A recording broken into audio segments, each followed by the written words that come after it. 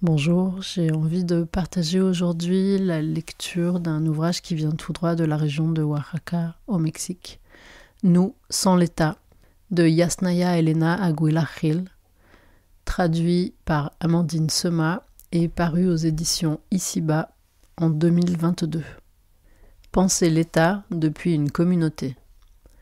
Il y a plusieurs années, lors d'une conversation avec le linguiste français Michel Launay, j'ai appris l'existence des langues autres que le français parlées en France bien avant l'instauration de l'État. De ce côté-ci de l'océan Atlantique, l'évocation d'une France continentale plurilingue m'a semblé particulièrement novatrice et j'ai été surprise de ne pas avoir eu connaissance plus tôt de l'existence de langues dites régionales. Vue depuis ce continent-ci, la France me semblait alors un État-nation compact où l'ambition unificatrice, rêve de l'État-nation moderne, avait pleinement abouti. Je pensais qu'en France, on ne parlait que le français. J'ai appris l'existence d'un mouvement pour la reconnaissance des langues régionales grâce à un linguiste breton, Denis Costawec. Toutes ces informations me sont parvenues à une période où je m'interrogeais sérieusement sur la relation entre la mort accélérée des langues et la formation d'un monde divisé en États-nations.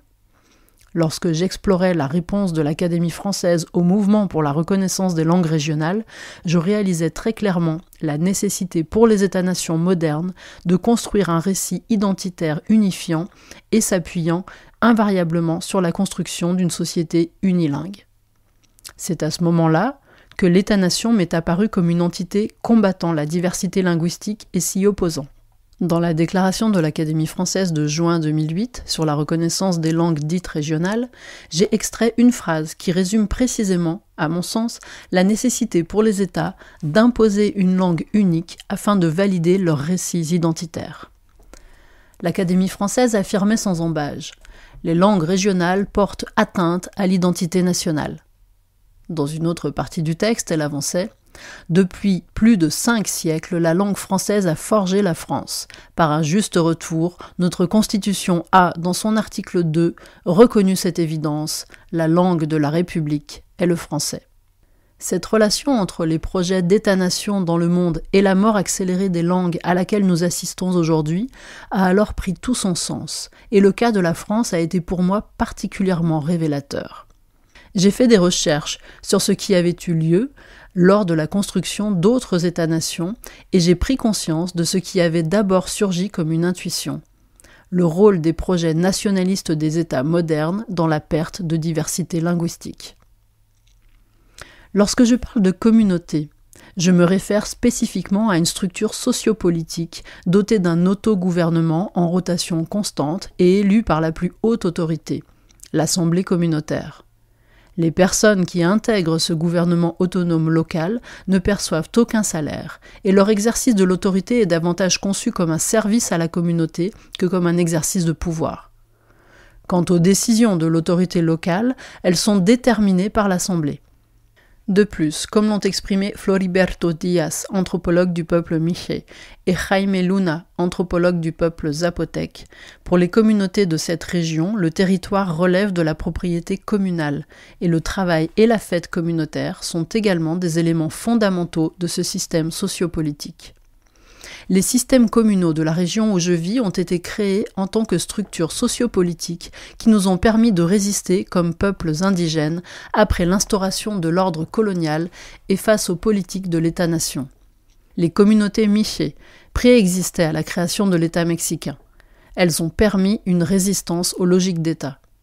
Pour ne citer que les principaux contrastes, quand l'État use de partis politiques dans la course au pouvoir, nos communautés sont dotées d'assemblées. Face à la logique de privatisation des terres, les communautés ont préservé leur territoire comme bien commun. La structure sociopolitique communautaire s'oppose à la logique et au fonctionnement de l'État, mais il est vrai qu'elle n'est pas la seule à proposer d'autres façons de coordonner la res publica. Le cas des caracoles zapatistes au Chiapas est un autre exemple de structure organisationnelle fonctionnant avec des logiques différentes de celles de l'État-nation. Il y a environ 300 ans, par le biais d'un processus complexe, le monde a commencé à privilégier une monoculture sociopolitique qui a morcelé la planète en entités légales et juridiques dénommées États-nations ou plus communément pays. Selon cette tradition, seule la tutelle de l'État et de son cadre juridique est capable d'organiser la vie en commun. L'État s'obstine à contrôler la totalité des interactions sociales. Malgré cela, des structures émergent et résistent dans le monde entier, nous rappelant l'existence d'autres façons plurielles de nous organiser en tant que société, en opposition à cette monoculture sociopolitique, et ce notamment parmi les peuples indigènes du monde. L'État est la structure sociopolitique qui s'est avérée la plus opérante pour le colonialisme et le capitalisme, mais il existe partout des démarches qui tendent vers d'autres possibilités. J'écris depuis le territoire d'une communauté qui s'est organisée de la sorte durant des siècles et reconnaît l'existence d'autres choix, de structures communales ou encore classiques et tribales, d'alternatives telles que le fédéralisme proposé par une grande partie du mouvement kurde. Nous pouvons penser l'État-nation comme une monoculture sociopolitique à laquelle on opposerait une milpa d'options diverses. La communalité serrana, la confédération kurde, les caracoles zapatistes, les clans nomades, l'autogestion punk, l'anarchisme collectiviste, les tribus traditionnelles, entre autres structures minuscules qui sapent le système capitaliste, colonialiste et patriarcal dont la base légale est l'État.